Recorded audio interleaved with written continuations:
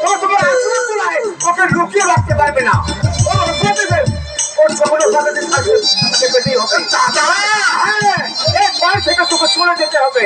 এটাই হবে তোর পথে একমাত্র শান্তি। জানি দাদা, জানি। আজ সত্যমিথ্যা বিচার করার মতো মানসিকতা তোমার মধ্যে নাই। তোদের মুখের কোথায় আজ তোমার কাছে অথচ সেদিনও ছিল আমি তোমার মুখে মাথা রেখে পড়াম শান্তিতে ঘুমাতাম। তোমার মনে পড়ে দাদা, তোমার মনে পড়ে সেদিনের কথা। ওই রাস্তে রাখাল আমাকে হিট করে মাথা ফাটিয়ে দিয়েছিল বলে তুমি তাদের বাড়িতে গিয়ে ওই রাখালের হাত টিপে